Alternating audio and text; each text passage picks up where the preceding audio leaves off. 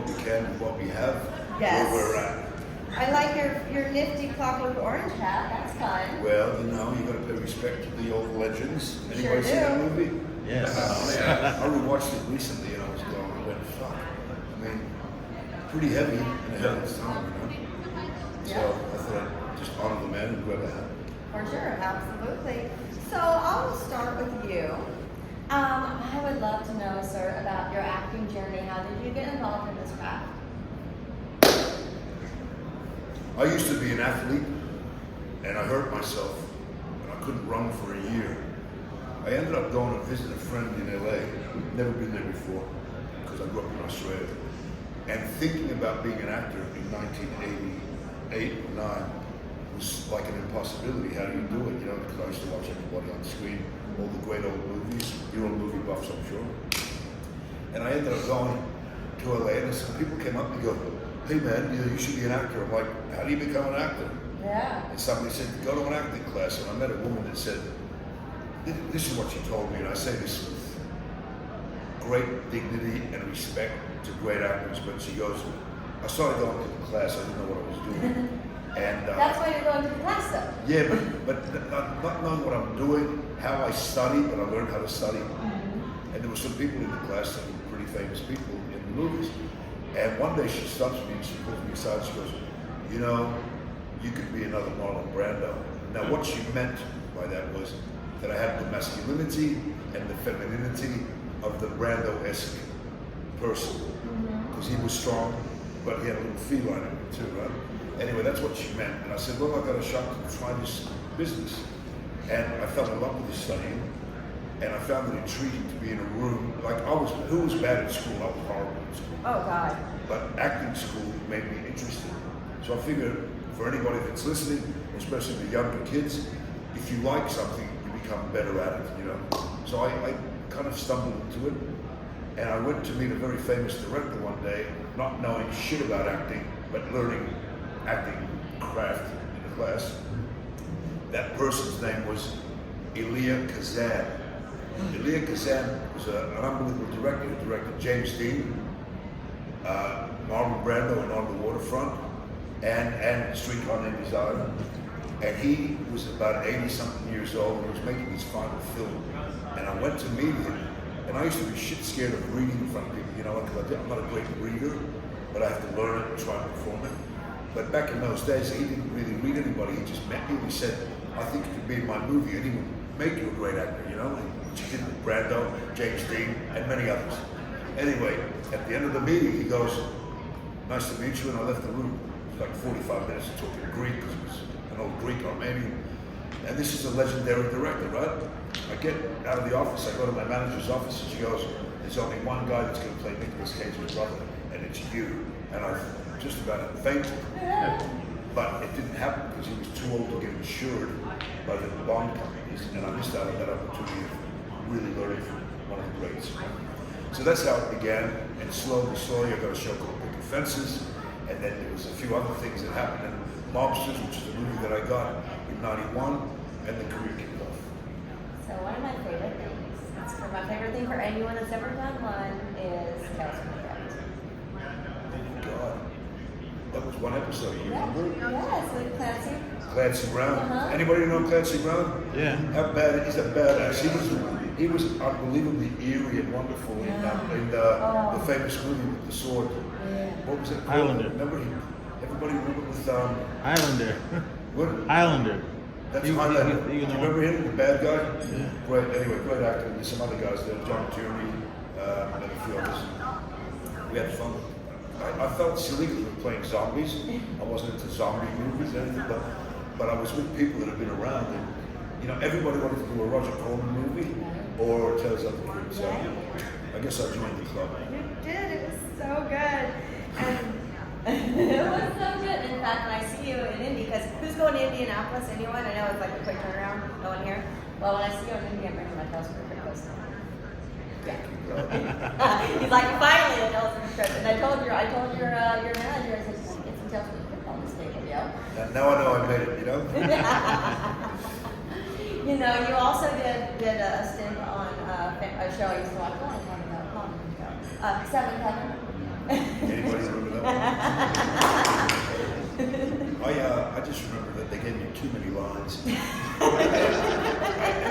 I wasn't a regular on the show, so I wasn't as prepared as I should be sometimes. Right. And there were moments in that, in the morning when you go, fuck, I've got a lot to say today, am I going to get through it? So I remember having hives during that show experience. But that show was big and that was right? And you're not middle to end, so you weren't even on one that was like in the beginning. Yeah. Yeah, right? So it was already very well established, as you said. And then another movie that I love of yours is Virtuosity. Which one? Virtuosity? Yes. It's a great one. Who's seen that? Anyone? Yes. Denzel? Yes, so good. Tell me about your experiences on that epic film. Well, that was fun. I wasn't there for very long, but I got to know Denzel, who's a total gentleman and one of the great actors in my opinion. And I got to meet Russell. And the movie was kind of ahead of its time. Yeah, for sure. You didn't know too much. You're studying up. Little scared? All right, moving on to the reason we are all here, of course, Saw. Anybody watch Saw? What an epic franchise, and you had such a major part in most of them, honestly. How did that come into your life? What was your audition like for that? Can I tell you guys how it happened? Yes. I got called into an office by the producers, and I had to meet a guy called Darren Bousman. Anybody know his name? Yeah. He was important to the franchise at the beginning. So I get there, and he's staring at me like they do. Sometimes people stare at you, and you're like, what the fuck do I have to do now? It's like, he's staring at me, So I've learned to just be authentic and be honest and stuff. But I'll never forget, he goes, so have you seen the first two? And I'm like, no, I haven't. I wanted to be honest. Anyway, we talk a little bit more, and he leaves. And the producer looks at me, he's trying to set me up to be number 3. And he goes, why the fuck did you tell me you didn't see the movies? I said, because I didn't want to lie. He goes, you live in Hollywood, we all lie. I'm like, okay, I'll lie next time. But I didn't want to cope with my pants down. I was like, yeah, I saw your movie, man, you were great. What was your favorite part? You don't know what to say. Anyway, I ended up getting invited in there to be introduced to Saw 3. If anybody remembers that, it was a short thing. And I behaved myself, and they brought me back for 4. And do you remember 4? Yeah. What do I do at the end of the movie? I take off the gag and get up, and Donnie Wahlberg gets it with the ice. Yeah. And a new character was born to take it off. Do you suppose that was planned, or were they making it up on the fly? Well, I think that when 4 was written, they knew they were going to bring me back. But not for 3, maybe? 3 was just, nobody knew. But they do have their little plans, and I just try not to think ahead because you don't want to get cocky and get disappointed. But then 4 came, and then 5. Do you remember 5? Yeah. Isn't that the pendulum trap? Yes. Yeah. Oh, man. And then so on. You know what? I'm not supposed to say this, so I'm not going to say it. But last year they saw X. Anybody see Saw X? Yes. Not yet. And apparently they were very happy with it. Were you happy with it? Absolutely. Yeah. They got their best reviews ever, so I guess Saw is alive. And I wonder who's going to be in it next year. I wonder. Oh. A lot of the Saw fans, Yes. very, they pay attention to detail. I find the questions super clever. I remember when I was doing some panels, real big ones, and sometimes the Saw fans, like some of you, they would ask some fucking deep questions. And I went to the panel, it was with Tobin Bell, and every time I went, how am I going to answer that? This person's way too smart. I go, Tobin, would you like to take that? And Tobin's super clever, so that's love to the master. How much do we love Tobin Bell? Oh, I'll share a story about it, guys. Well, do you guys remember the scene where I wake up after my sister's death, when I take revenge upon the guy, and I wake up with a shotgun at my neck, and I'm sitting in a chair tied up, and he gives me a good scolding. Well, the night before that scene, I get a phone call at 11 o'clock at night, and I go, hello? Hey, Costas, it's Tobin. Jigsaw's on the other line. He's almighty hell, right? And he goes, I really want to talk about the scene tomorrow. I go, okay. Come in my room, I'm like, okay, click. Fuck, I'm gonna go to his room. is that he talked to me at length. And the reason the franchise is very successful is because he cares so much. And that's why that scene was pretty powerful in my opinion. Did you like that scene, anybody? Yeah. Yeah, and it's because of Tobin's hard work ethic, you know. Okay, let's turn it out to the audience. I know you got questions. Right there first. Did you do anything special to get into character for Saw, and do you have a favorite kill in the franchise? I didn't hear that. Did you do anything special to get into character for Saw? And do you have a favorite kill? Boy, I'd in the love to give you a franchise? complicated answer, but I can't. I'll just tell you the one thing that I've even told the producers. In Saw 4, because I had to manipulate the audience to think that I'm not the bad guy, I didn't even read the script, but I did read the scenes. So, because I wanted to be as naive as the audience. And that was one trick that actually worked for me, because there's an old joke with actors where they get a job and they read the script and they go, my part, bullshit, my part, right? And on that occasion, that wasn't what I did. And I wanted to just be normal until the shit goes down, so the audience doesn't think that I fuck with them. Other than that, I try to be present. I crack a lot of jokes on the set because it's a pretty dark set, and I try to make people laugh. And one thing I'm very proud about is when Tobin Bell was on the table getting his cancer cut out of his head, I had him laughing in between scenes because he doesn't laugh very often. But when you see him smile and stuff, it felt like a big challenge, and I won. And what was your favorite kill? My favorite kill, I must say, I found the coffin, the glass coffin. Yeah. When I go underground, quite elegant. And is everybody surprised because he's saying, I know who you are, I know who you are. And meanwhile, I'm going down, down, down, and I smile at him. And then the walls close down, and I thought that was a pretty powerful scene. And you were so cool. Your character, so cool, calm, and collected. You trusted the process. Yeah. Right. Well, you know, I'm a bit of a macho man, and I didn't want to lose the fight. You know, when we had the fight, and he goes bang, bang, bang, and he headbutts me, and I go, oh, fuck. And when I get him, it's all planned. So I still am macho, but I played vulnerable like he got me. And that surprised the audience, which was great. And I did like getting off the Donnie Wahlberg ice thing. When I stood up, apparently, I didn't see that movie in the theaters, but apparently the audience went crazy. Oh, yeah. Yes. And the other thing I'm proud of, if I may share it, please, you're nodding. You know when Saw X happened and I come in at the end? Yeah. I heard from a lot of fans around the world, because I've gone to Manchester and Liverpool and whatnot, and the fans are my best barometer, you know. I go, what was it like when I came out of the movie? They said the fucking symbol went wild. Yeah. So I kind of feel good about that. Spoiler alert. I'm very honored that you're all here, and thank you for being here. Thank you. Question. Saw X. And it's kind of a two-part question. Spiral. I didn't understand why it didn't continue from there. I don't know if you know that answer, but when you popped in at the end, I was, oh my God! And I knew it was almost over as soon as you popped on the screen. But I just kind of rewatched them all, or most of them are all on Hulu. Where was that actually in the timeline of the films? Because the movies are jumping all over the place. They were filmed on top of each other. Well, the stories, this happened when this was going on and before that. Where was Saw X in the timeline? I believe, no, I don't want to lie to you because I haven't seen the film yet.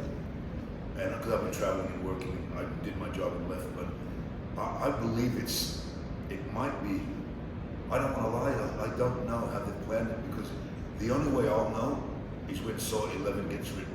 Then I'll understand where we're really at. You know, I'm still thinking about the last Saw that I was in, apart from Saw X, when they locked me in the bathroom and Dr. Gordon runs away and locks me in. I'm still trying to get out of there in my mind, and I know how I want to do it. And I'm going to express it to the big guys, because there's such a great scene in that, if I can escape without cutting my leg off, without doing... Without smashing shit, it. you know. But I can't reveal it because I'll get fired. But last year I was on the internet with some people, and I got a phone call from the heads of the studio going, stay off the internet. I'm like, fuck, what have I done? They go, just stay off the internet, because they don't want anything to be given away. And I think that protects the audience as well, to be surprised. My question is, okay, starts off like this. I have a kid, I'm watching Cinemax. It's not going down. But Yeah.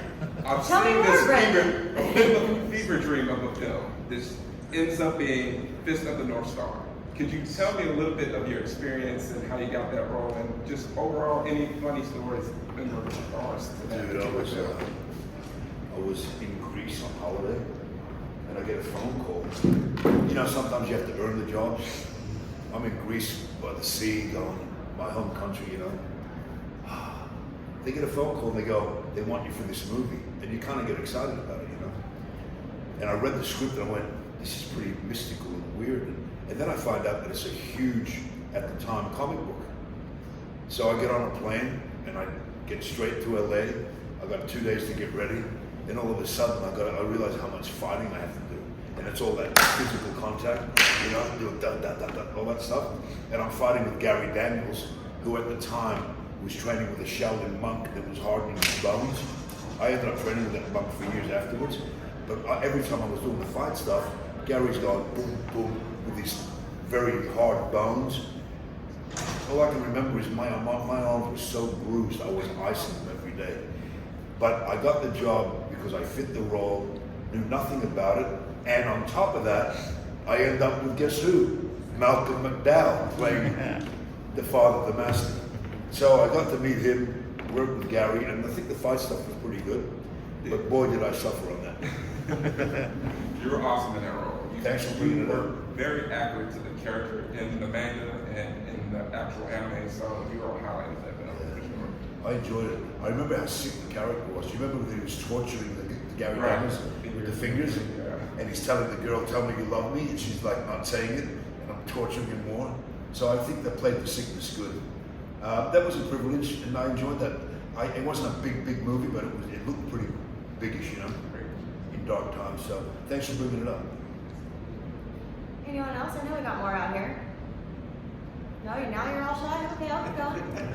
All right, yes. I would, one of my favorite things about the entire series, and it's so amazing, it's got to be, in my opinion, one of the best pieces of script supervision I've ever seen. Just the way that the continuity of the story, and how you'll be in 4 and see a scene from 1 from a completely different angle and get all new kinds of information. You've already alluded to the fact that some of it was just sort of created as it went. But are you able to speak to how they did some of that, the process of that? When these scenes were filmed, did they go back and reshoot that same scene from a different way? The connection. And I've got to give it to the writers and the producers and Mark Berg and Oren Toulis, because they care about the little stuff so much that somehow they piece it together. Now, what isn't always perfectly pieced together makes the audience really think about what the hell is going on. And most of the time they've answered the questions of why then, who, how did this happen, flashbacks. But generally they would shoot them and then put it together on paper. So I've got to give kudos to the production design, but the guys that built the traps, brilliant. You know? And the writers have done their job.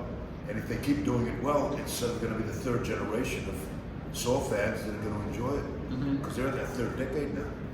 So hopefully I'll be a part of something, but they've done well. Because, you know, even on this other one, Halloween and whatnot, it's not easy to sustain audiences for 30 and 40 years. But movie magic is great, and I still believe in it. Well, Summer will attest, because we work together and stuff like that. But I am not a huge franchise person usually. I usually don't make it past the 2nd or 3rd because it just becomes Saw, however, is like heads and shoulders, feet, bodies above anything else I've ever seen. Yeah. And that's the most mesmerizing thing about the movies to me.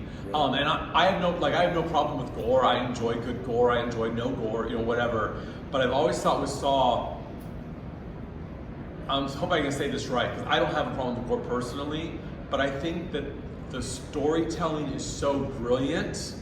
I think, and because the gore is so intense, there's so many people that are going to miss out on some of the best storytelling there is, because they just can't handle, that aspect of it. And I think that's watch it and fast forward over the scenes just because of the story. So I'm like, when you get to a trap, just Because you're missing out on so much. I mean, it is very intense, and I love it for that. We do. Yeah. But some people are so squeamish, they don't understand how brilliant the story is. Yeah. Yeah. you're I right. actually realized what you guys are really talking about when I've done these panels before, because some of the kids that ask the questions, they blow me away, and it lifts the standard. It's not just, I mean, some critic once said torture porn. I'm like, what the fuck are you talking about? These people that are seeing this, they're not stupid. Actually, they're really far from stupid. Yeah. And they don't call it that, so shut the fuck up. Go be a critic and let the audience determine if they're going to come back or not. And that's how I really feel about critics, because they're mostly failed actors. And some people that talk about sports, they've never played a sport in their life. I'm like, how did you get this fucking job? But the audience will always tell you. If you guys pack the cinemas, people feel pretty good, like they've done something. They've offered you something that you want to see. Keep it smart, people respect it. And then they say torture porn like it's a bad thing. Right. I know that sometimes what you don't see is more horrifying. Absolutely. But so they have to go there with certain things, like there was a couple of things that I thought was like the guts coming out of the gun, you know, some stuff. But sometimes we need to see, sometimes we see the reactions. Yeah. And it depends on the style of the Or a movie. blood on the wall. Yeah, And yeah, well, that's how people construct stuff, you know? wait, because what we create in our minds is way more scary than what you guys can do most of the time. Yeah. So But with great. Saw, does anybody like, I like that bit where you've seen everything, and then somewhere towards the end they go, I walk in the door, you see the other guy, there's Jigsaw, oh shit, that's how they pieced it together. I like the way they do that. Oh, It's a it's big brilliant. old puzzle, and that's why what Alex was referring to, why it is so brilliant. Well, I'm gonna tell the producers. I mean, no pun intended. It's a jigsaw puzzle. Right? Too late now, baby. Yeah, exactly. Don't do that again. Oh, sorry. Sorry. So first thing I want to say is that when I first started getting introduced to Saw movies, I was a kid, and I would go to Blockbuster, and I would see them on the rack, and I go, those must be the scariest movies ever existed. Now that I watch them now, it's like, yes, there's a lot of torture in them and scary stuff, but it's like, the story is what kept us grounded to it and kept us watching it back over and over again. But I wanted to ask the question, was there ever a time on set that you were scared or nervous seeing a contraption or a trap and going, how is this going to play out? Like, this makes me nervous. The only time, that's actually a funny story about nervous. Can I tell you one funny one and then one acting story? The one that made me nervous one day was, I think it was number 4. Do you remember when I take the tape, Tobin Bell is dead on the morgue on the slab? Yeah. I walk into the set, I'm all ready to go with my suit and everything like that. I walk in and I see Tobin Bell naked, totally naked. on the slab. I walk by and I'm like, fuck, this guy's a dedicated actor, man. He's naked at midnight on the slab and his junk is hanging out and his pubic hair and everything. And I'm like, oh, fuck. It's crazy. Well, little did I know that it was actually a dummy. But I walked by and I went, somebody throw a freaking towel over here. Anyway, it was a dummy. The other one, the one that made me nervous, I think actors get nervous because they want to make sure they don't look stupid. And the scene that I really got nervous doing was the scene where they're listening to my voice and it's becoming clearer and clearer. And it's like, they're going to catch me, right? But I remember I had to stab somebody and I had to do that and I had to get, and there's people in the room. And I'm like, how am I going to do this? Nobody's helping me. So I had to put the coffee down somewhere. So I worked it out myself, and that day was hell for me because I wanted to make sure that it was legitimately plausible.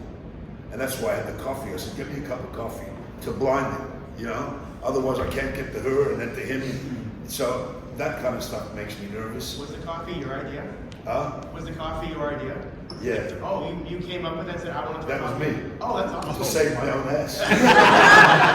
Otherwise I'm going, like he's gonna wait for me, you know? And then get to her. It's like, how do I do it? I'm gonna blind him. He's like, oh, I gotta get to her, then come back to him. And somehow it looked good because we didn't have to cut and do all the cheating. Because when I see movies, if I see shit that looks fake, I'm like, you know, it's gotta be done well. I mean, don't you guys like the good stuff? Yeah. And then you don't feel like, okay, that's fine, they're fucking with me, but I'll accept it. And therefore, it becomes more legitimate. That's all. Do you remember that scene? Yeah. Did I do it right? Of course. I'll take it. I'll take the compliment. In the film, you're American. How do you, with the accent that you have, is it something you had to train for, or you just did it? You know, I was so scared at the beginning of my career that I became an American. And I was practicing R's, and we had voice coaches and all kinds of stuff. Yeah. But I also had a love for gangster movies, so I could do the New York accent pretty good. But I grew up playing soccer with people from all over the world. And this is the funny thing. Some people spend thousands of dollars going to voice coaches, but I realized that I can't keep spending money on voice coaches, because sometimes I'll say, okay, you gotta be a Croatian, an Eastern Bloc gangster, right? And I'm thinking to myself, fuck, I don't have time to find a coach and spend hundreds of dollars. So I go to all the soccer players, all the waiters in LA from all different countries that I knew. I'd sit them in a car for 2 hours. I'd go, say it like you say it in your country. And then I knew that nobody could fault me because he's from Croatia. I'm sitting with a Russian. I can't be fake because the Russian just did it. I'm doing it exactly like him. So all my buddies became my coaches. So, but I have a love for authenticity, and I'm proud of myself because every time I've done an accent, it's been perfect. And I'm not saying that, the proof's on the screen. And I love doing that stuff because I can do it's a challenge too, you know. But being an American at the beginning was like, how are you? You know, it does take a little bit of ingenuity from people that know what they're doing. But you know what? If you've got friends that have been around the world, just sit them in the car for 2 hours and practice with them. Because I've seen you in other films, but I just watched all the Saw movies that you were in, and you had an American accent. So when you first started talking on stage, I was like, geez, he has an accent? Well, it depends how tired I am, how many beers I have, which I haven't had yet. And I can turn English on you after 2 beers. All right, man, if you know, carry on, all right.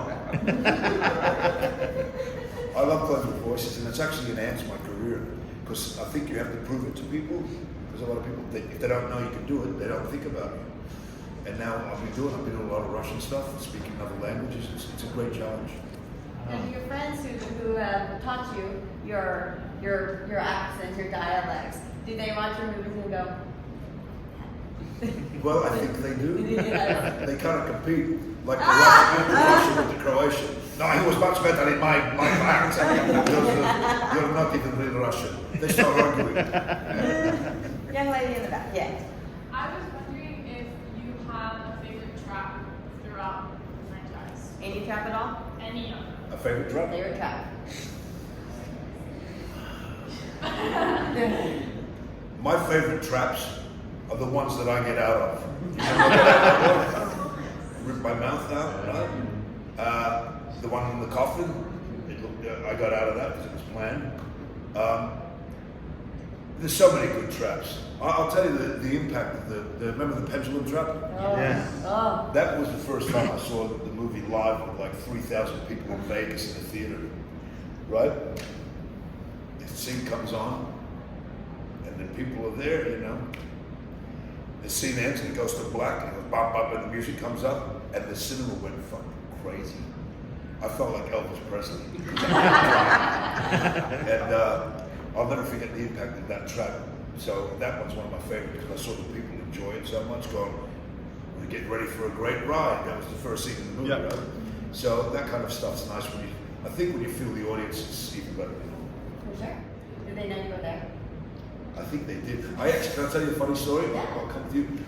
My mother was with me at this premiere, right? She's sitting next to me. Now I am the new bad guy. Yeah. And then the movie begins and my mother's grabbing my arm and people are looking at me and I'm like, get off me. I'm the bad guy. Mommy grabbing my hand. And I told her to get up. I said, get up and go over there and sit with your friend. No, it's not cool. Get out of here. She went and sat somewhere else.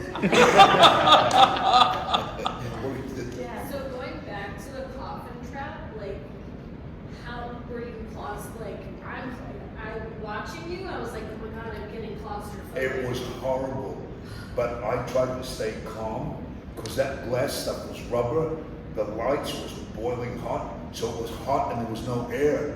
So every time I'd go down, I'd go like this, like hardly breathe. And they would come and get me pretty quick, but it was horrible. I know the guy, remember that water trap around the head of what's his name? Yeah. What was his character's name? Strong. Sean. He had a hell of a time that day because he was drowning, you know. You had to hold your breath forever, then drain it. And then, so some of the traps are pretty heavy. How long were you in the I think top should be 1.5 minutes to 2 minutes. Well, it took about a minute to get down. Maybe 3 minutes, but you should have seen me. I was like trying not to breathe. Because once you start hyperventilating, you're in trouble. Yeah. You mentioned soccer earlier, and I was going to ask you a soccer question. Okay, I'm going to give you a hypothetical. Greece and Australia reached the World Cup finals. Where will your Norwegian slide in that match? I'll tell you the truth. I'm Greek. I go by the blood, not the passport. I was born in Australia. A lot of my friends have represented Australia in national. Now years have gone by and a lot of my friends have retired that I played with. When I go to Greece, I'll just tell you the truth, I land in Greece and sometimes I kiss the ground. There's something about ancient Greece in my bloodline, so I would go with Greece. Sorry to all of my Australian friends. So if you were to create a trap in your brain, what would it look like? Not even feasible. Like nothing that's in you're talking about. Nothing that's like they're doing.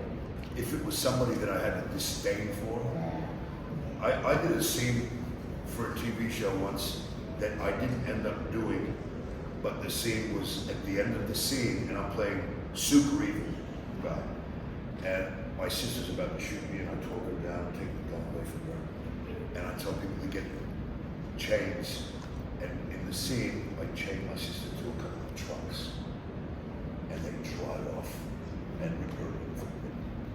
That's a pretty cool. I don't have a sister, so I don't feel something where somebody does something so bad. I mean, I did enjoy watching Jill. Remember when I smashed her face? Yeah. I did enjoy that.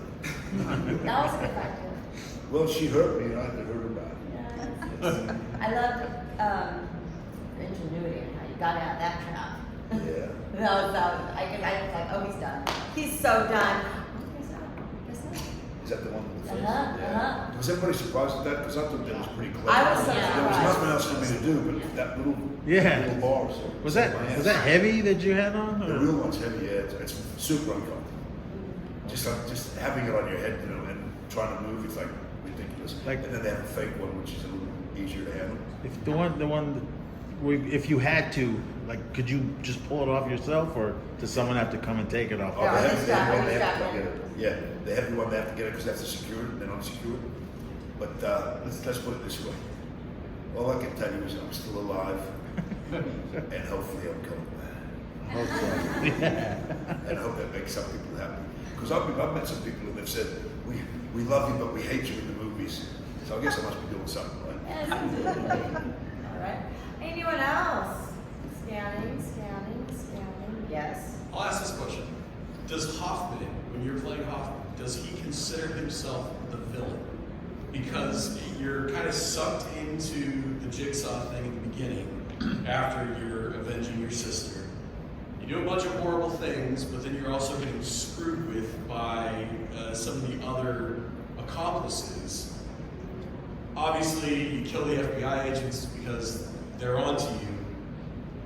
Does Hoffman know how dark he is, or does he still feel like somewhere he's doing the right thing? Well, all the great actors that have played villains like Anthony Hopkins, you know, the Doctor, and many others, clever actors, they say, my character doesn't think he's doing anything wrong. Right.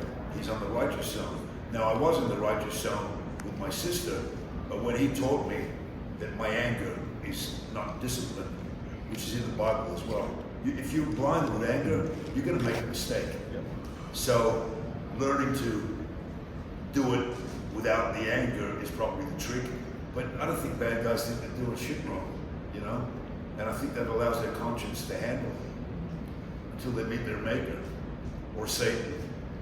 or somebody that looks at me in the eye and goes, "You're bad boy."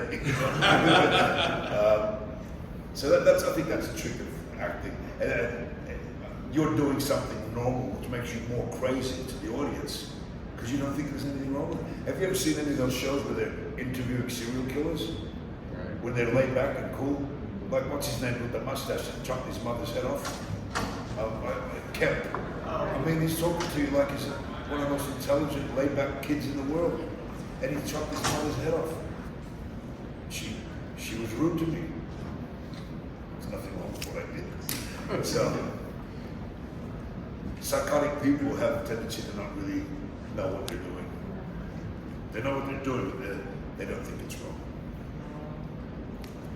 When you do those amazing fight scenes, and you had many in this franchise, how much prep, planning, blocking goes into that? How much time do you have on it? Sometimes not much, sometimes a little bit extra, but the other thing with blocking is knowing where you're going, what you're going to do, and nobody gets hurt, you know?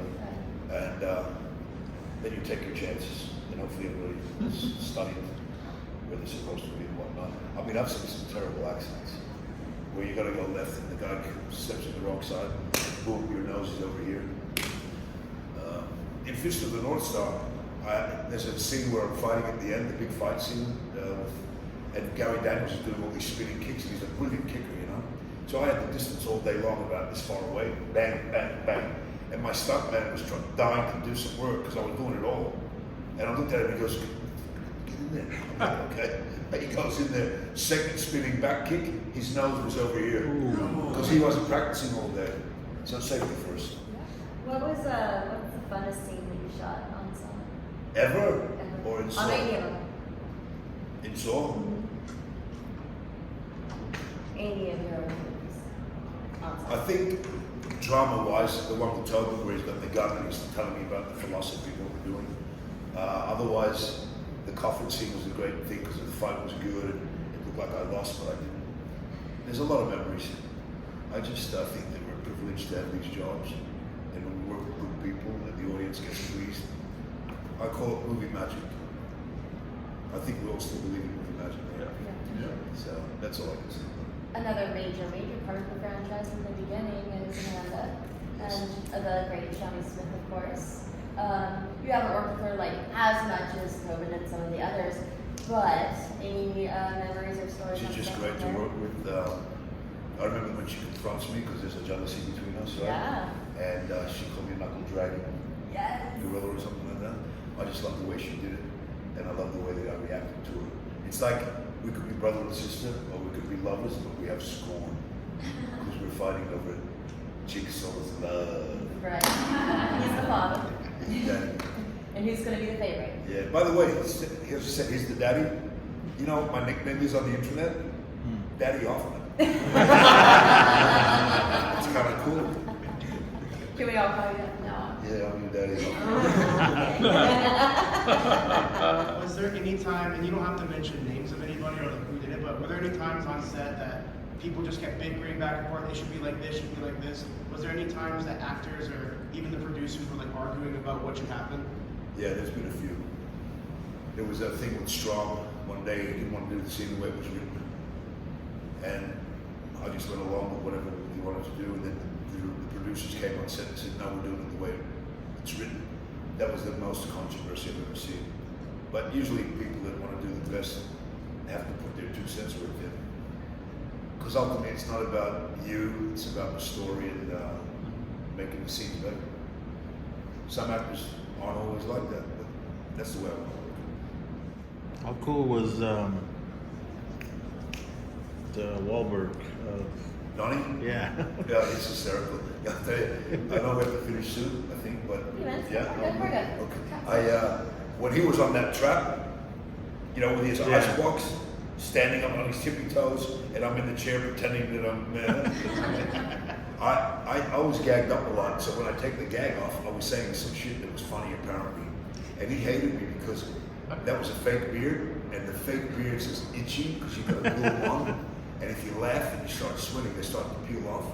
So he was laughing so much that he was sweating and he had to come down and redo it. He goes, "Stop making me fucking laugh."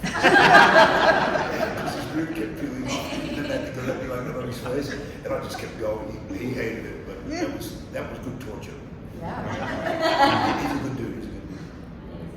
How was your experience with working on Mandylor?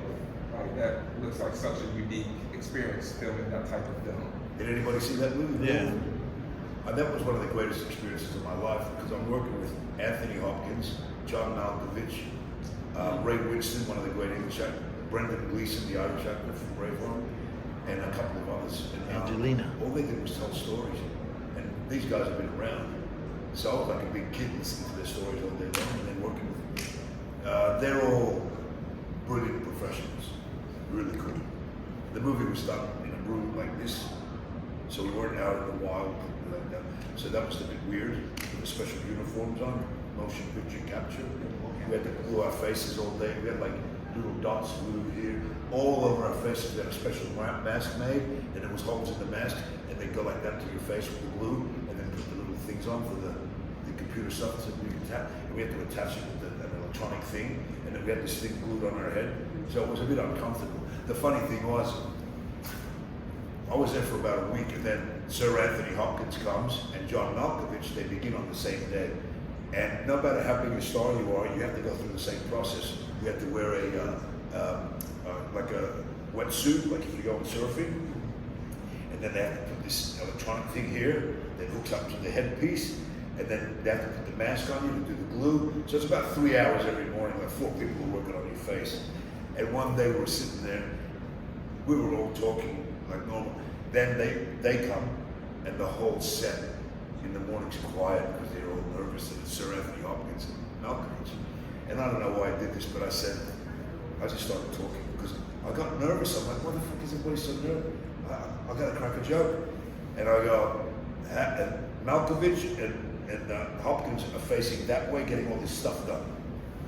And I go, have a look at this. The makeup people look at me in horror. What's he gonna say? I go, have a look at this. Let me say it again. Have a look at this. Now I see their heads going, who's speaking right now? Come behind them.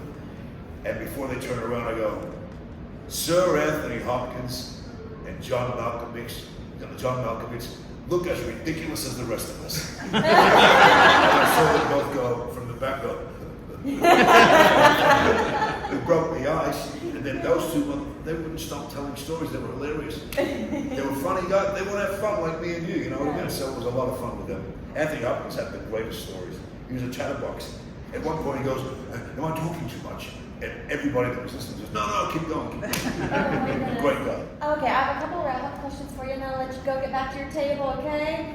So, on my podcast, The Dolls and More, there's a segment every episode where we talk about a movie, and that is Epic Line. Or pick a favorite line from the movie. What's your favorite line from any of the songs? Well, I don't want to say, do you want to play a game? Still can go. Favorite line? Well, as long as you give him credit. He made that up. Oh, you know, I'll tell you something about that.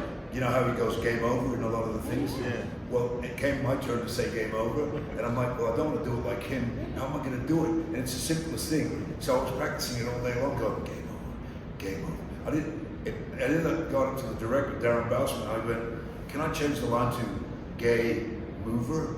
And he started saying it all day long. Anyway, favorite line from any movie? Any of your songs. Doesn't have to be your line. From any Saw movie? Who's a big Saw fan here right now? Give me a line that you like. Some people are so grateful to be alive. Yeah. Not you, Yeah. not anymore. You? Not that one. Okay. Look, since it's the latest thing that people will tell me to sign for them, out of all the men to cheat, you had to pick John Kramer. I mean, I'd call that epic bad luck. I'll take that one.